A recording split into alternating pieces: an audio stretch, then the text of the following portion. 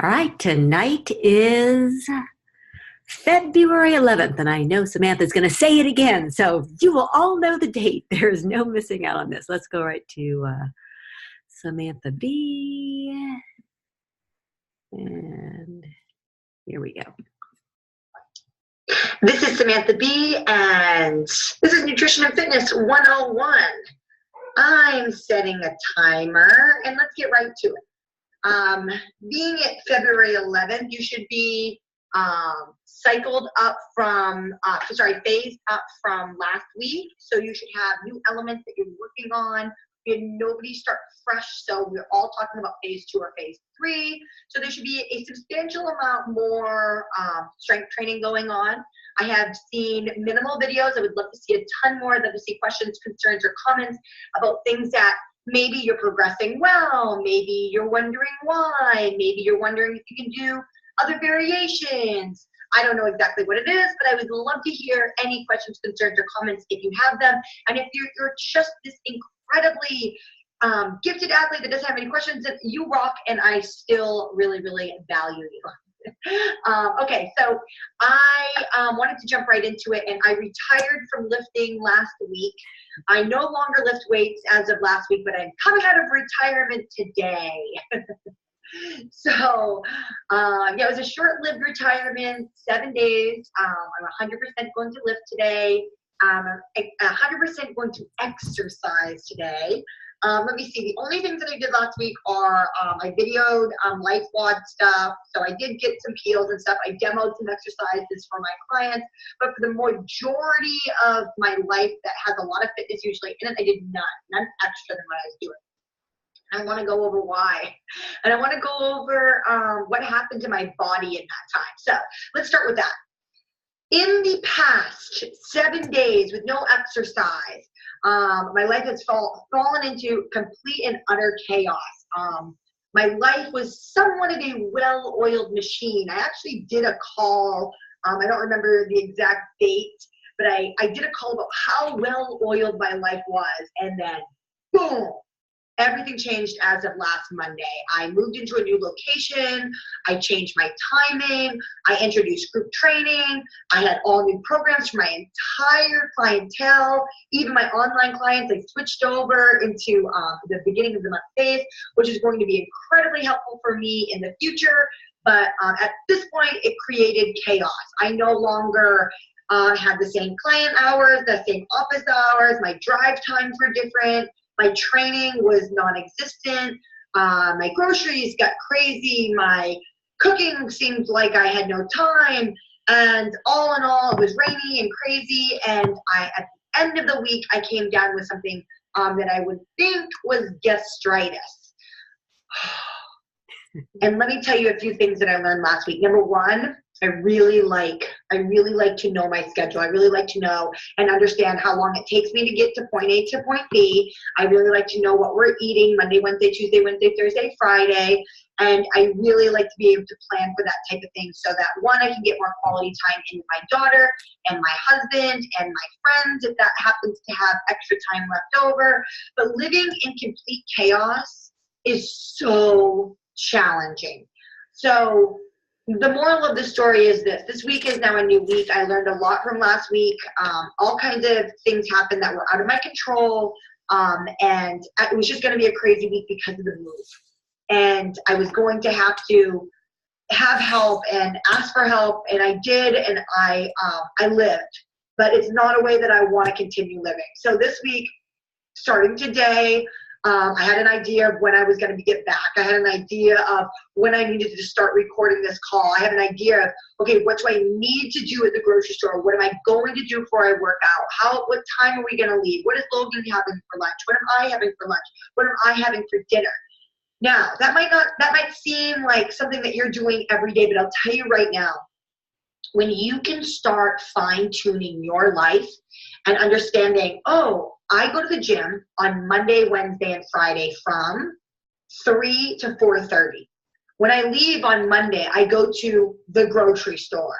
When I leave on Wednesday, I go to the park. When I leave on Friday, I drop off or I pick up. Or whatever your particular schedule is, when you start fine-tuning your schedule and fine-tuning the needs of what you need to be successful, when one thing or two things comes up, blah, blah, blah, blah, and your life gets a little crazy, you know what to fall back on.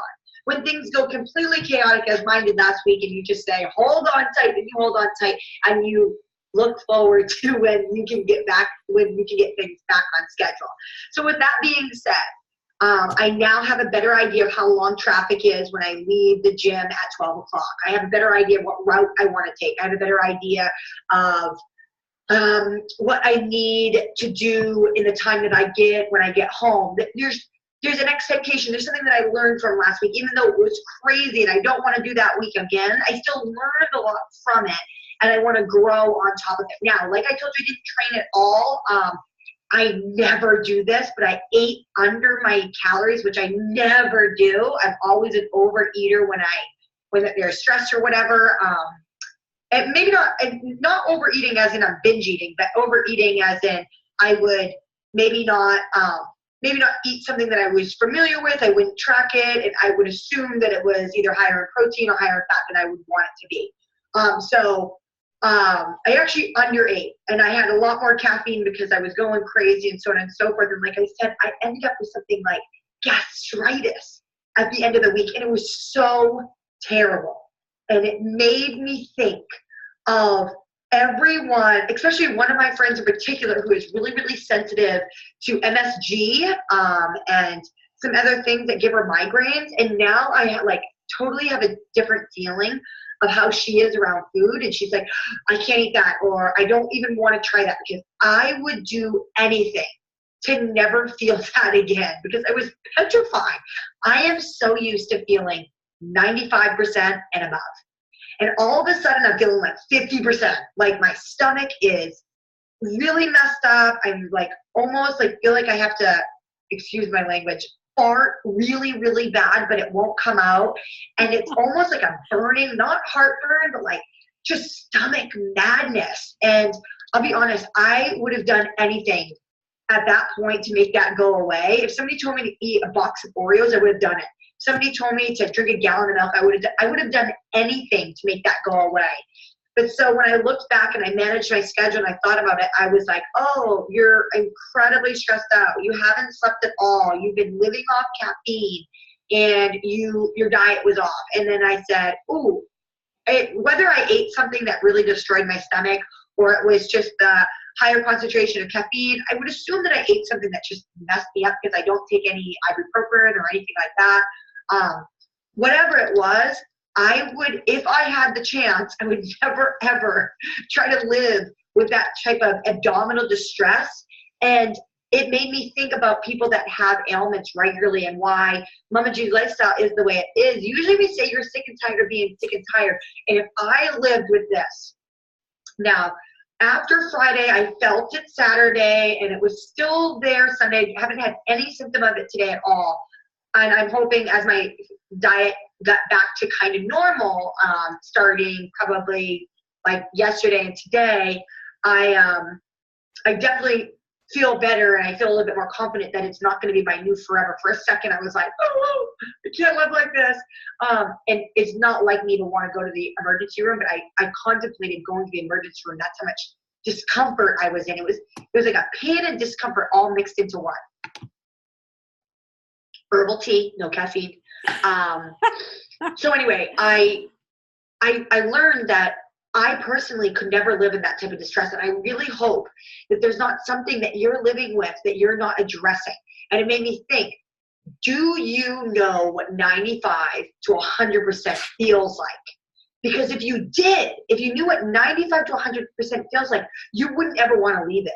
And that's where Mama G and Samantha B are. Mama G is 99.99%. Samantha B is 95 to 100. She still gives herself a little playroom here and there. Mama G doesn't play around very often. Not to say that she doesn't indulge in a treat here and there, maybe a glass of wine here and there, but I definitely indulge a little bit more than Mama G. So I give myself a little slack. But living or feeling the unforeseen negativity that I was having in my gut where I would have honestly done anything to change it. I kind of thought about some of our clients that might be living in this way. So if you're dealing with anything in your belly, in your head, in your emotional, whatever, let's try to address it. Let's try to address it so we can understand when we are living at 50%, 60%, 70%, 80%, and try to raise our expectation to living and want to live at 90% and higher. Because 90% and higher, usually, I would assume, comes with the outcome of living a long and healthy, independent life. And that's what, Mama G and Samantha B are all about. So managing your stress, managing your caffeine in my situation for this, and then managing my eating. So managing my stress, I needed to get more sleep. I needed to ask for more help, and I needed to say no to a couple activities this weekend to get myself kind of caught up for this week. And by doing that, I'm caught up for this week. I feel really in control of what's going on, and I'm able to not have as much caffeine and eat my proper nutrition as I should. Now, I decided to not train last week because I was a little sensitive about not making the registration for the event that I told you that I was training for.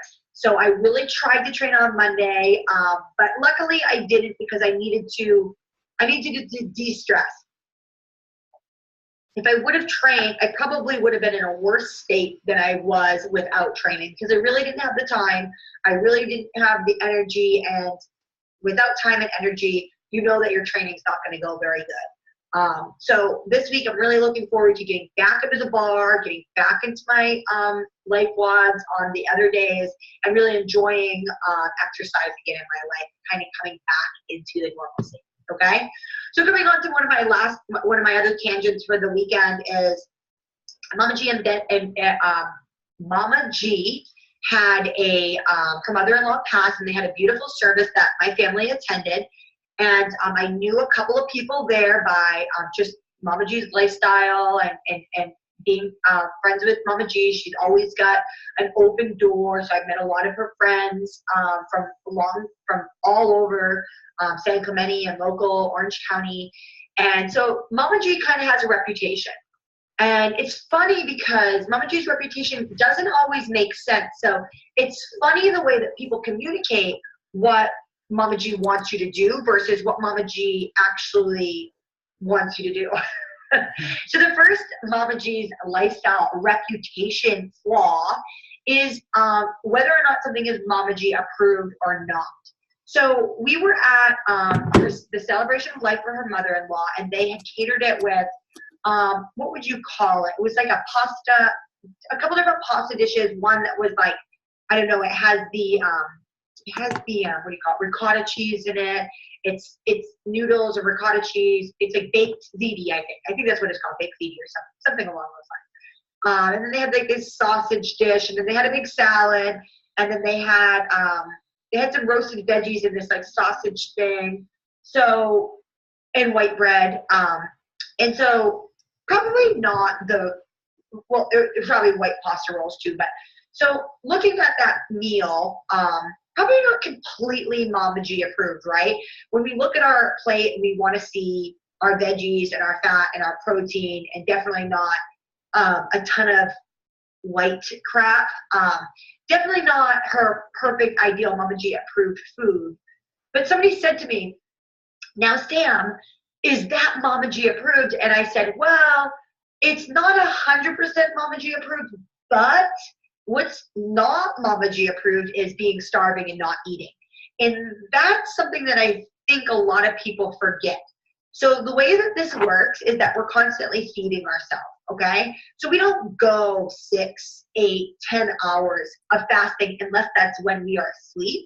When we are awake and doing our activities of daily living or exercising, what it happens to be, we're really sitting around that 2 to 3 hours of fueling our body, considering that most of us are eating 3 meals and 2 to 3 snacks a day. So if we were eating that way, we would be eating for the majority of the time that we're awake, but maybe having one longer push at some part of our day just because of the way that our day works out.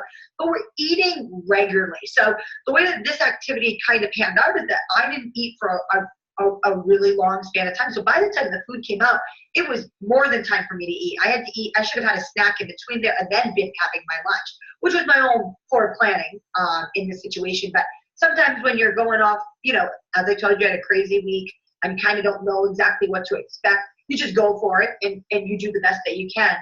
But Mama G approved eating would be to eat, not overindulge, but to make sure that I was getting a big portion of vegetables, a smaller portion of starchy grainies, and then a smaller portion of lean protein, whether it's plant-based or animal-based, depending on what was available. So that's what I did. Unlike the majority of people there, I didn't necessarily need to have a cocktail, which I didn't. Water was fine, and I didn't necessarily need the dessert because it was a dessert that looked very appealing to me. But Mama G approved would have been to have something to eat in that time. Now, could I have brought in a snack and had a snack and then maybe waited and not eaten there? Yeah, I could have done that, but I chose to do the way that I did. And being Mama G approved is owning your situation and not trying to demonize every opportunity that comes to you. Now, also with that being said, I'm at my weight goal. I'm not trying to lose any weight. So even more crucial for me to make sure that I eat, because if I'm not eating, I'm going to eat something on my body. If I'm not eating and I feel the sensation of hunger, my body is going to do something in order to satiate it, and it's not going to be to eat the fat that's surrounding areas of my body. It's going to find muscle to gnaw on, and because we don't need muscle as we need fat for our insulator, it's going to attack that. So in this case, and if you, like me, maybe you're a Mama G client that does not need to lose weight, but you're looking to do a composition change, the sense of hunger is fine, but not staying in the state of hunger for, say, 30 minutes to an hour and a half. Probably not in your best interest. You start feeling those sensations of hunger, which is fine, and then eating within that hour is definitely recommended. Now, Mama G's lifestyle reputation number 2 is sugar. So on Sunday we celebrated my birthday, and it might have come up one other time this weekend, which is super funny because I don't know why people don't know this about Mama G, because it's in one of her 3 rules. You are not to have any artificial sweeteners. Artificial. Sugar is not artificial. It is the real kind of sweetener. So Mama G actually does approve sugar. She doesn't approve in eating sugar regularly as a form of your diet. So if you think that Mama G would rather you eat some genetically modified sweetener, you've got another thing coming. She would rather you take a spoonful of sugar or whatever that recipe called for a batch of cookies or a cake and eat that at its simplest form versus making something in a factory having the Splenda or whatever else it is that you're having. So let that be known that Mama G is 100% not a fan of artificial sweeteners and doesn't want you to eat sugar regularly, but she wants you to be smart, and she wants you to, when you do have a treat and enjoy it and let it be that. That is one of the biggest misconceptions that I've heard. Now, dun, da, da, the last one that I'm going to say is Mama G's lifestyle reputation is something that people feel like comes and goes day to day, week to week, month to month, year to year. But in all reality, ladies and gentlemen, the reason why Mama G's lifestyle is Mama G's lifestyle is that this is how you are going to continue eating for a lifetime, to learn how to, 1, eat a eat a balanced diet between all of your macros and incorporating as many micronutrients as you possibly can. That's why she says, if you have pecans on your snack, on your first snack, don't have pecans on your second snack. Is it the worst thing in the world you do if you have pecans on your second snack, in your first snack of your second snack? No, but she wants you to understand that each food, each nut, each kale versus lettuce versus non-starchies, starchies are all comprised of different micronutrients in different ways. And by introducing a bigger plethora of them will make you more and more healthy, healthy. It will give you more opportunities to fight off disease, to keep your engines running, to feel your different nutrients, to keep your muscle. And I can't tell you enough things. Energy, maybe stuff with your skin. Who knows? What people try to sell you on when they say, oh, take turmeric or a spoonful of apple cider vinegar or try this new lotion or whatever. By trying to eat in the widest variety of nutritious and delicious food is like basically buying the best lotion. It's like buying the best water. It's like buying, if there is a best water, it's like buying all those things that cost a fortune that people are selling to us in this billion-dollar industry and the fitness community. You're getting it by eating the Mama G's lifestyle. So don't allow the reputation of Mama G's lifestyle to assume that once you are in the experiment versus once you're into the lifestyle, that your life therefore changes. Life doesn't change. Your life is exactly the same. And once you figure out that this is how you eat, and you every once in a while have a treat, maybe every once in a while you celebrate with a cocktail, and you start balancing that with exercise, then you, my friends, are actually living the lifestyle, and the weight will stay maybe we'll go up and down depending on maybe sodium intake and output of electrolytes. But who cares? It's never been about the weight anyway. It's been about your health. So this leads me to my last thing that I want to talk about. So we kind of went over my crazy week. I ended up getting this terrible stomach thing. Went over Mama G's reputation or Mama G's lifestyle reputation, and I wanted to bring up the caveat with exercise. I had this great conversation with Mama G this morning. I've been having this conversation with clients last week, and that is why metabolic training, boot camps, and the Orange Series, the CrossFit, all this stuff, why it got so exciting and awesome and why people desire it so much. And it's similar to all the fad diets that you had done or happened to use in the past. What do we know about doing a fad diet? What do we know about keto or calorie restrictions or high calorie restrictions or high protein or paleo or Atkins or whatever else? What do we know about those diets? They're really challenging to use for a lifetime. They are short fixes for a quick goal. It's something that is very challenging to adopt into a lifestyle for the long haul because you're constantly falling off the wagon. Oh, I'm not dieting today, or blah, blah, blah, blah, blah. It's something that is so strict that living a normal life is not even an option. So I want you to think about the HIIT training and the classes that have all this intensity somewhat similar to that you're going to get this extremely fast response to your body. You're going to be burning calories super fast. You're working super hard, but guess what? The demand of your body is high. And the demand on your body is so high that one, you either have to continuously keep bringing up that demand and or you then have injuries that come because the demand was too high that you didn't pull back enough. Now, am I hating on this new approach to exercise? Absolutely not. I think there is a place for metabolic training in everybody's repertoire. I just do not think it should be your only choice for exercise. So as you know, I've opened up my new business and I started doing a little bit of group training. When it's open to the public, I will let you guys know. I've only invited people that have worked with me in the past year because I'm still working out some kinks and we're still moving stuff around. But with that being said, I am offering strength training in a small group setting, which is 6 max. I might even cap it at 4. And in those groups, some days might have a more of a metabolic component to them, and by that I mean your heart rate is rising.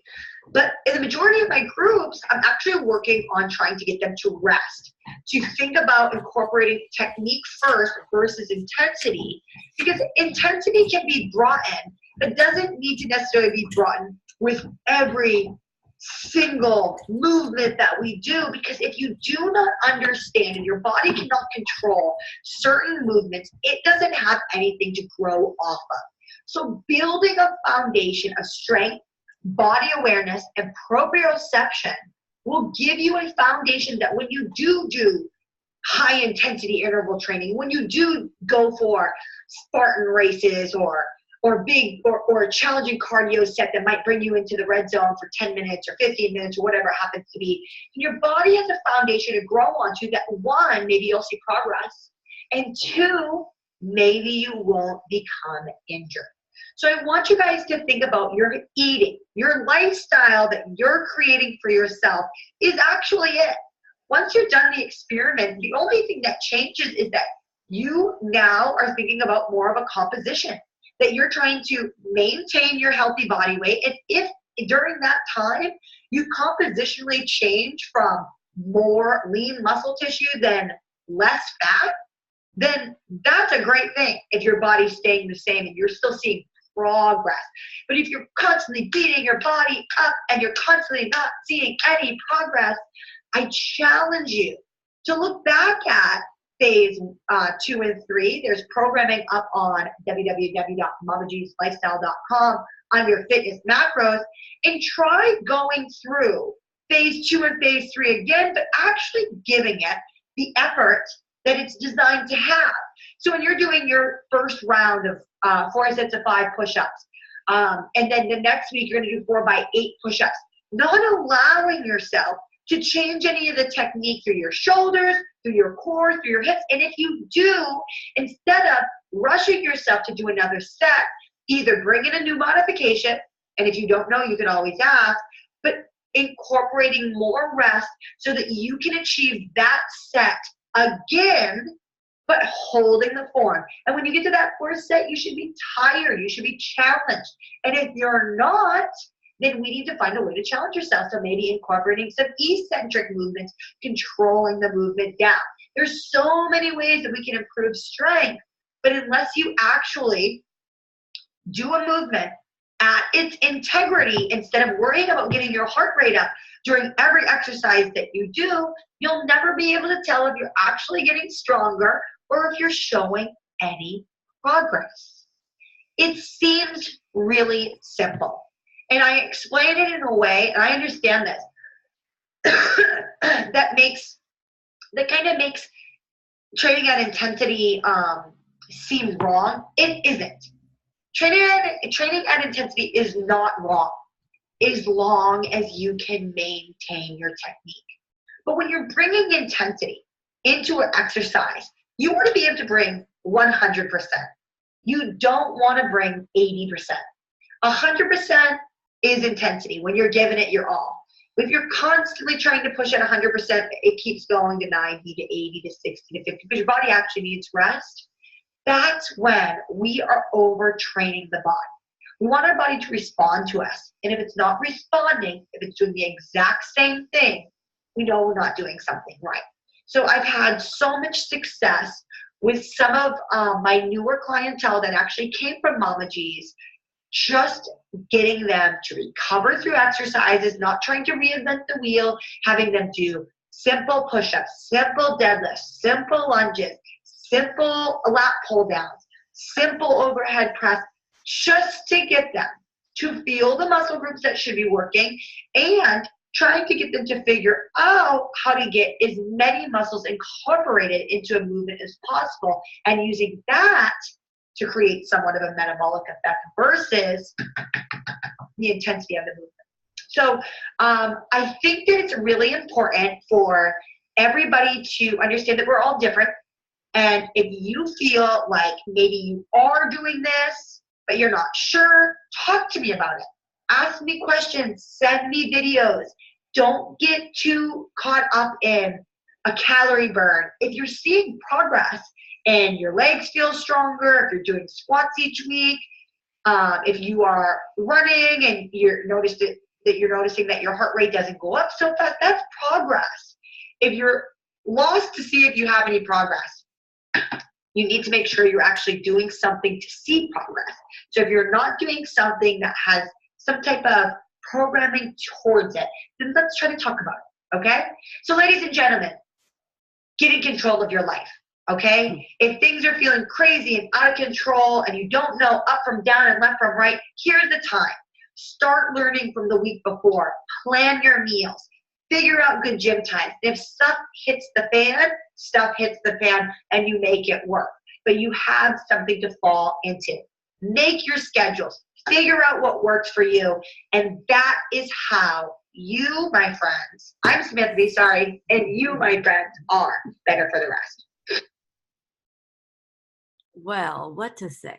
I feel like I just walked out of church and Samantha B was talking to me. You guys feel like that sometimes, right? You always go, oh, you guys were talking to me. And I'm like, well, not really. But today, Samantha B, you didn't even know it. That call was for me. Mama G needed that big time. Matter of fact, Samantha B seems to know Mama G better than she does at this very moment in time. Thank you for advocating for me because it was a little bit of a rough day for me. And I really came into this call thinking, man, I got nothing worthwhile to say to anybody. But I want to reiterate some of the things she said, and then I'll move on to my newfound topic of conversation. But, you heard Samantha B talking about her week not being in control. And things were not perfect and things were not her normal. And she and I don't like that because we really come to a place where all of the little pieces in our life, like I've got just writing down my schedule for tomorrow. I got to work on this thing for a client and this thing for a client. And I want to donate blood tomorrow. And I'm going to go to Samantha B early at 6:30 a.m. tomorrow. I swap with my husband who's at 7:30 a.m. because I want to go to a meeting at 8 a.m. And then I have physical therapy at 10 a.m. And then I am babysitting Olivia for the first time ever. My daughter has this face. I can't believe I'm going to leave Olivia. I'm going to miss her. They're going out to friggin' lunch for the first time in 12 weeks. Get a life. She's not on the call tonight. And then I'm taking a CPR baby class at 5 o'clock tomorrow night. And am I going to be able to go donate blood in between? I don't know. Phew. All I know is the feeling of being out of control does not feel good. I have been working on that in my therapy, as a matter of fact. I'm going to talk a little bit more about that in a minute. But the fine tuning, right? The fine tuning. You're like you found the lifestyle, like you got it. You're on the right channel. Now we just got to dial in, like kind of putting that exercise into a schedule, doing what Samantha B just talked about, with coming up with a game plan for yourself, like being able to see your progress. I will tell you that my exercise now is so different from my exercise a year ago, and certainly different from my exercise in 2014 and 15 when I literally was killing myself. I found this newfound sport. I all of a sudden now was this athlete running Spartan races, and it took one person, our friend Snowden, who said, Mama G, you're going to do this with us. And I was like, oh my gosh, somebody believed in me.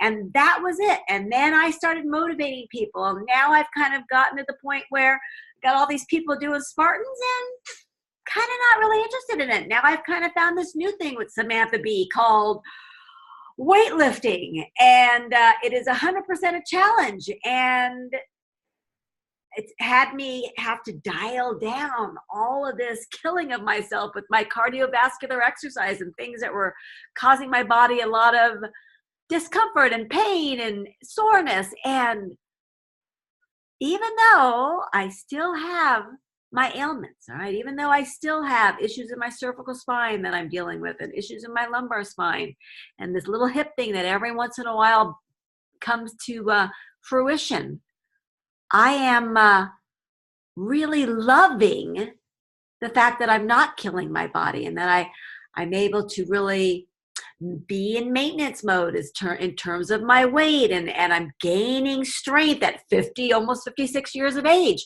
It's pretty cool to realize that you can do this with your life. But, it's constantly fine tuning the dials, right? It's like a little more of this and maybe a little less of this and trying to find out what works for you.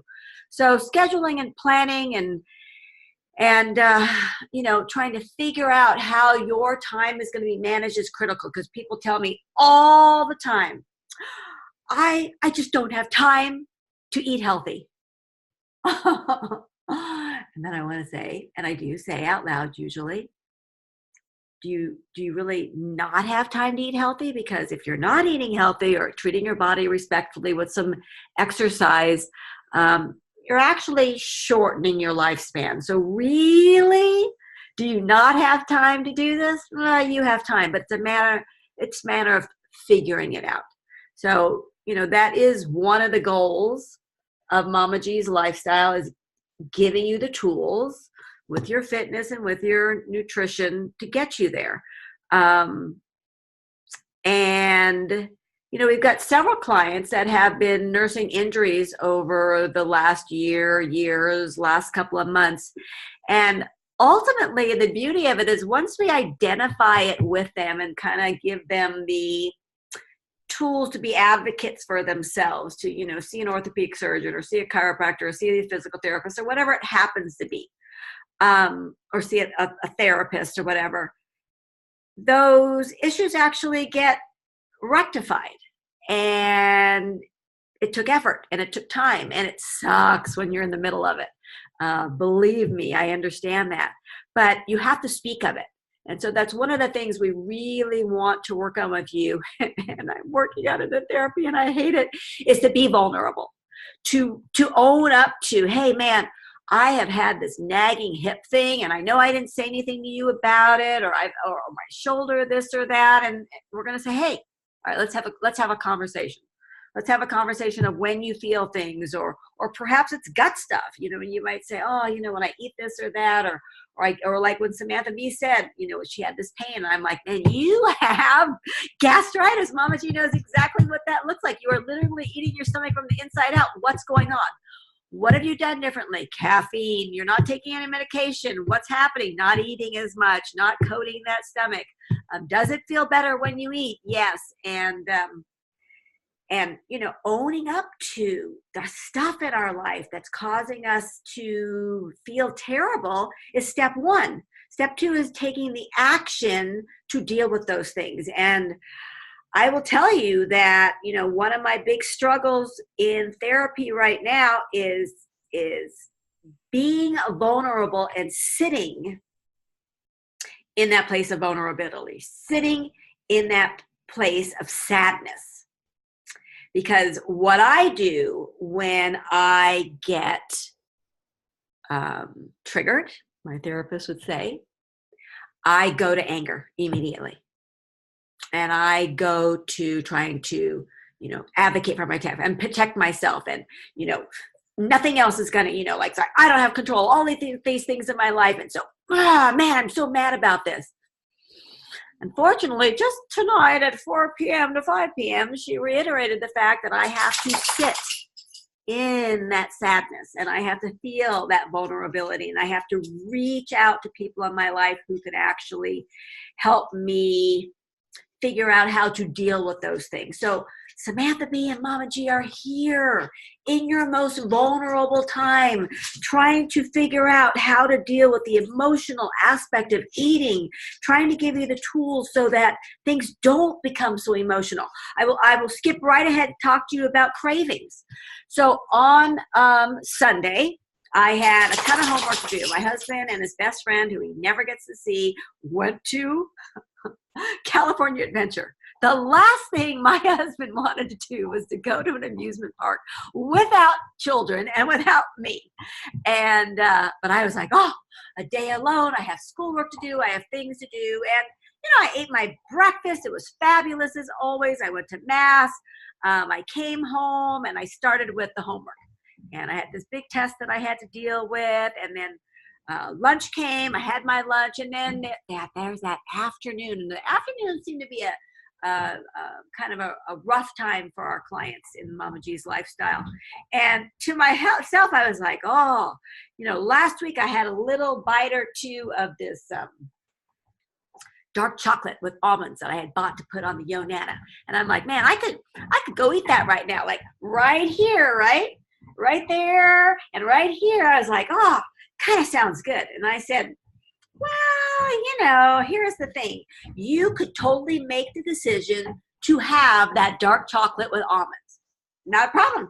You finish your weight, you exercise on a regular basis, you have nutritious and delicious all of the time, and every once in a while you can choose to have a treat. But one of the things I said to myself was, well, you're going to hold off on the treat because you have not finished the food. And so I knew that even though it was early, I knew that the sitting around and the doing of the homework kind of put me in a vulnerable spot, and the easy place to fill that vulnerability instead of sitting with it, right, is to feed it. So step one was to get a big glass of water. Step two was to have my afternoon snack early and to see if that would help me to solve that issue. And ironically, it did. And the beauty and the strange thing was, it was time for a family dinner. I went down after my test, 15 out of 15, thank you very much, was done in biochem. What a nightmare. And then I started cooking dinner. And one of the things I do every time I'm cooking a big meal for people is I make a big platter of crudités, vegetables, right? Raw vegetables, celery and carrots and cucumber and all of those things.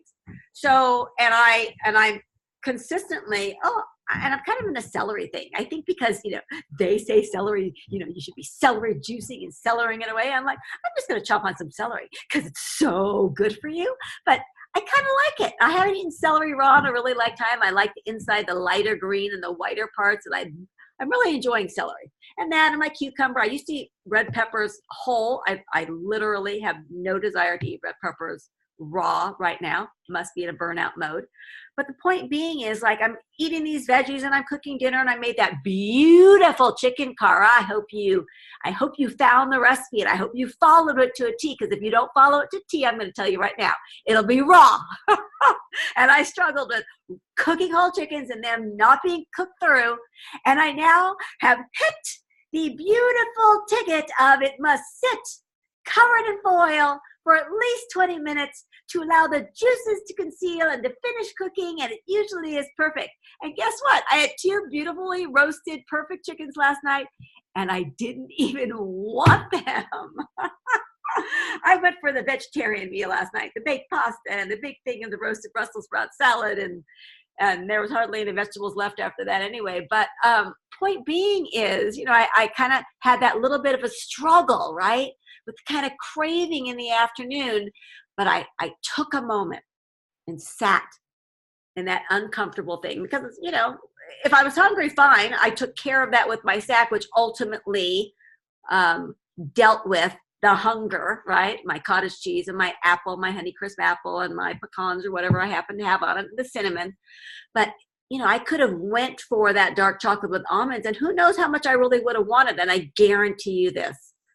I guarantee you, other than the first couple of bites where it tasted super delicious on my tongue, it wouldn't have been. I wouldn't have felt good later. I would have had a headache later. My stomach would have not felt good later. And it was a good learning lesson for me, and it was a good learning lesson for me to share with you. So let me keep moving on as we go through this. Samantha B talked about the Mama G rules, and again, I appreciate the advocacy, because for my whole adult life, I have, my bachelor's degree when I was 21 and 22 was in nutrition. So I've always kind of practiced the nutrition, healthy eating with the tools that we had at the time, and made good choices and all that kind of stuff with my food, and always exercise. But, people are like, oh, can I order that? What's Gina going to say? Or what's Gina going to eat? It's like, relax. And to this day, Samantha B sat at a table with a group of my friends and had that same experience. Oh, what would Mama G say? Well, pretty much, I don't give a crap what Mama G says, but I'll tell you what, Mama G ate nothing. Number one, it was pretty stressful. We have some I want to say, bad blood with Mark's brothers, and it was a really uncomfortable situation. Ended up being a beautiful day. Ended up visiting with so many people that I never get to see who had really kind words, not only for me, but for my mother-in-law. And it really turned out to be a lovely day. But I chose to have 2 glasses of champagne and no food, which put me in a really good place. But I tell you what, as soon as I got home at 4:30 in the afternoon and I hadn't had lunch, I went to Mama G's Mac and Cheese and had a beautiful late lunch, and then I took a nap and then ended up having a beautiful dinner. But point being is, they're well, she says this and she says that. They don't know. You want to know why they don't know? Because they don't practice the Mama G lifestyle. They don't know that our number one goal for all of you is to live a long, healthy, independent life.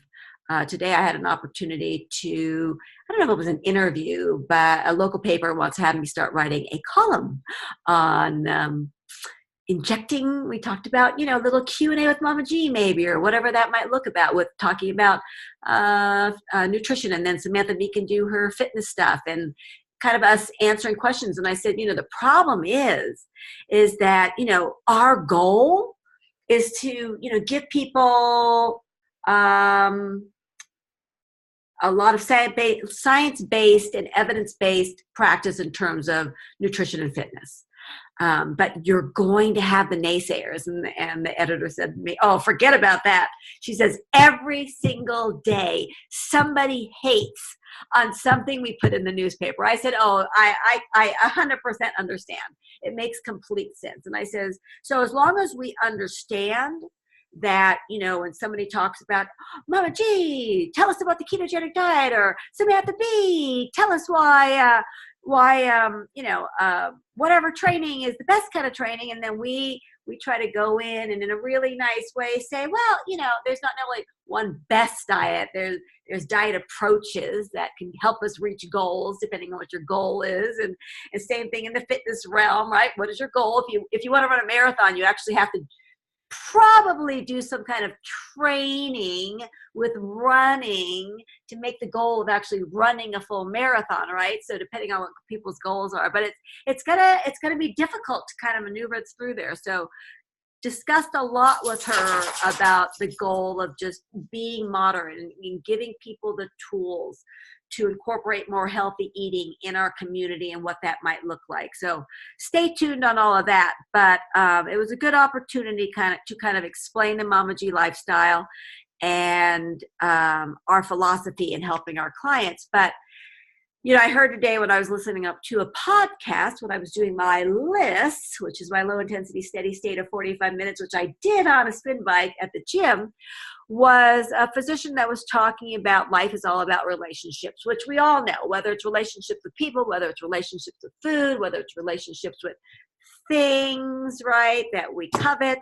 But the point is,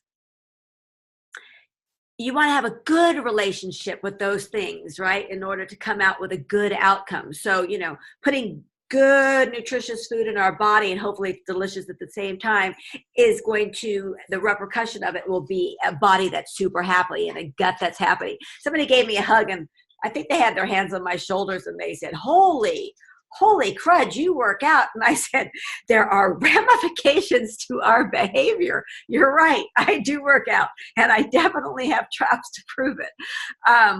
So, it's like putting the appropriate grade of gas in your vehicle, right? Like, whether you're putting unleaded or premium, like your gas, when you open it up, it tells you right there if you need to be putting premium gas in there, that car will last longer, it'll perform better for you. Just like when we're in a relationship, learning how to speak respectfully with people. I mean, 100%, I'm driven to the anger when people come after me. And so again, That's where I've got to figure out how to not get triggered by those things. So learning how to have appropriate speak with people, listening to what they're asking for, or listening to what they need, and being able to appropriately have a conversation with them that will be useful yet true to myself, right? Whether it's a niece or a nephew coming to me for advice versus a client coming to me advice, whether it's or a friend who's coming to me for moral support or whatever, right? So we have to, those relationships are important, and how we deal with those relationships. And then, so guess what? It's not about, well, I made a mistake and so it's over.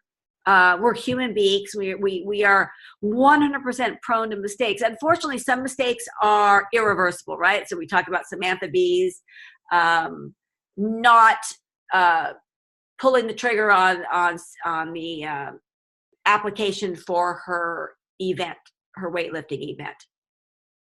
That was that. It is a lesson learned. It sucks. It 100% will sit with her forever in some capacity. Hopefully not in a incapacitating capacity, right?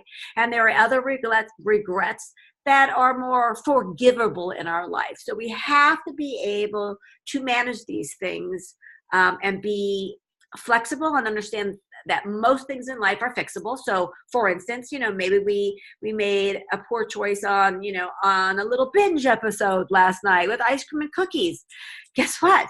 The ramifications of it. It feels like crap. Your body feels like crap. Not only in the moment, but probably the next day as well. My husband went to California Adventure, as I said, with his friend. I don't know what exactly they ate, but he texted me this morning that he said, oh,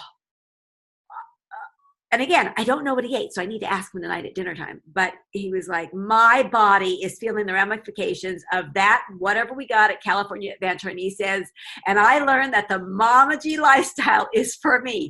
Yo ho, the Mama G lifestyle is for me. You get my point here, is that there are ramifications, but it didn't mean that he can't go right back to it, right? This morning, he ate his nutritious, delicious, whatever it happened to be, and you get back into it. And again, we're going to trip and fumble.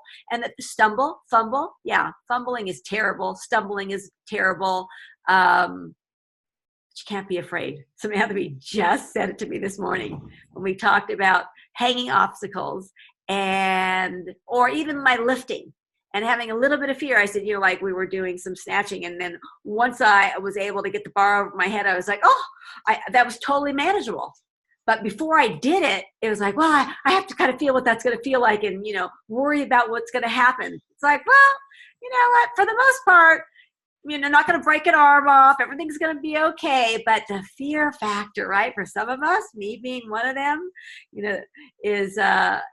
is potentially, stopping us in our tracks. So we just got to take a deep breath. We got to be willing to try new foods, right? I have a client who is very stringent, but in a way that I don't like this and I don't like that, and I'm like, we just got to try it. Number one, you're not a toddler. And if you were a toddler, I'd still be putting that food in front of you over and over and over again, because number one, I have the control of controlling what food you're provided. So you just keep showing that food with your kids.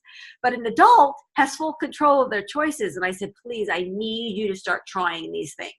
She had fish tacos the other day, and she's like, I hate corn tortillas. And I'm like, what's the hate about a poor corn tortilla? And she had, I don't know what it was, chicken in there. And I said, you get your avocado in there and get the delicious salsa, and there's grilled veggies. And she says, it wasn't very good. And I'm thinking, how was it not very good? But I think a lot of it is mindset, right? It's this mindset that I don't like this and it can't be very good. So the thing is, she's open to learning. And we are working together because they do a lot of eating out. So we're doing a lot of work together on looking at menus to their favorite places and giving her some different options rather than her go-to, which is a salad with chicken on it.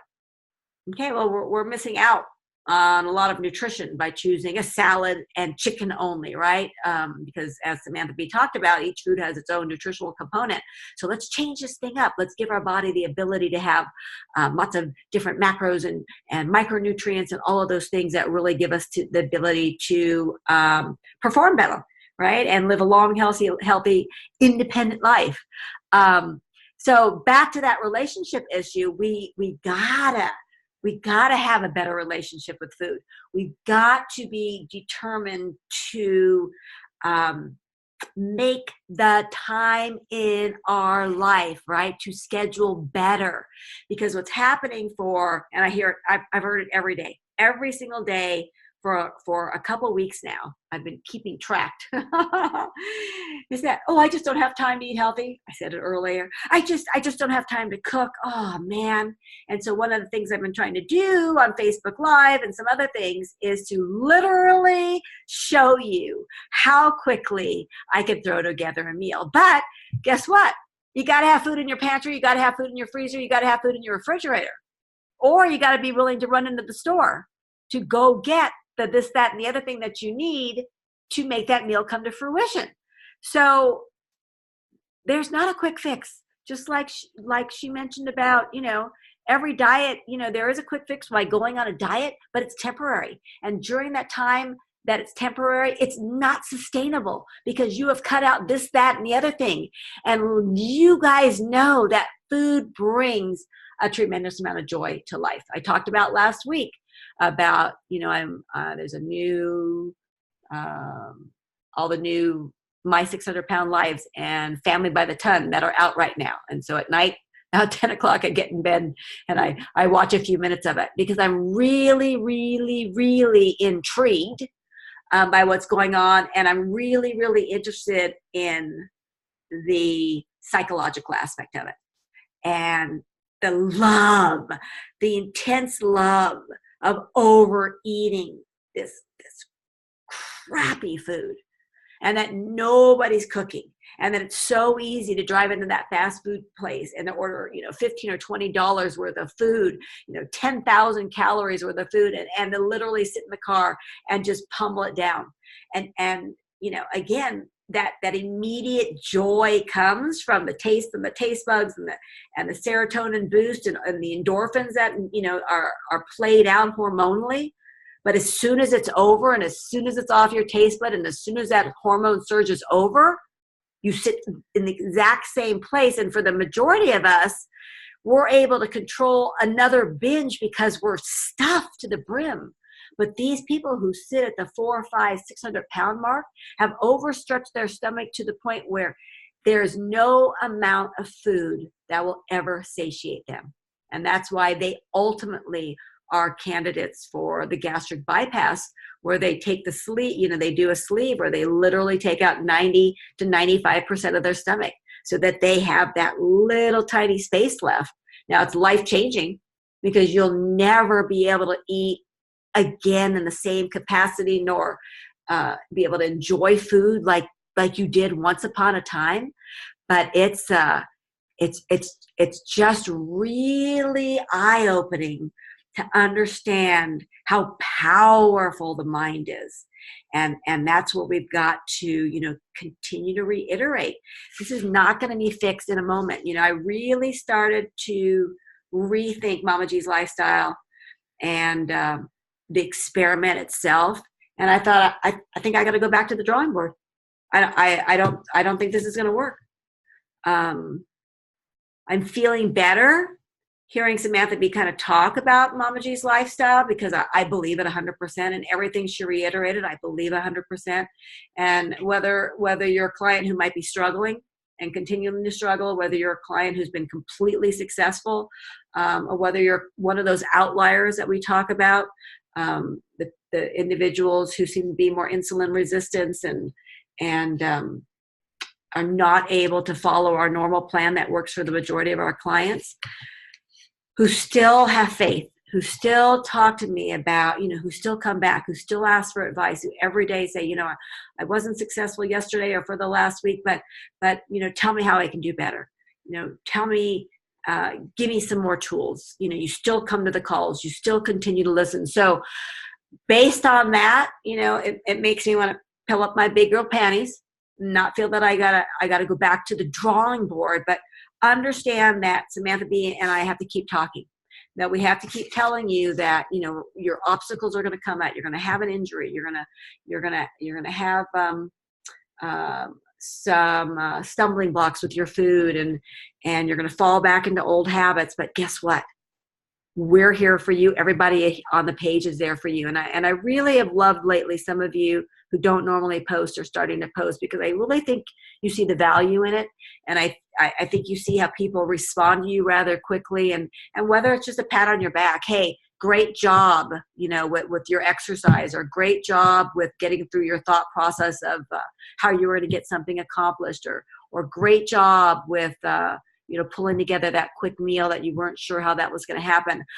I still believe that most people are watching still. I still believe of the 50 something people that are on the page, we only see from, a handful of them, but I see the likes on occasion.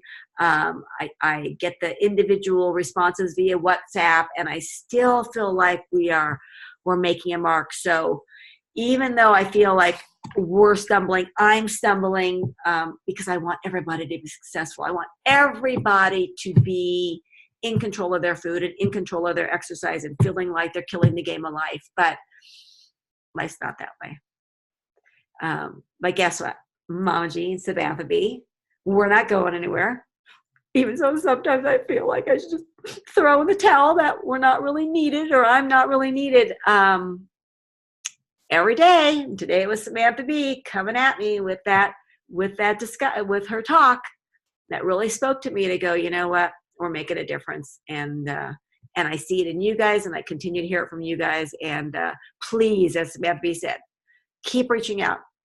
Please talking about your struggles with us. Please let us try to help you figure out how to maneuver through those obstacles of life. Samantha B, where are you?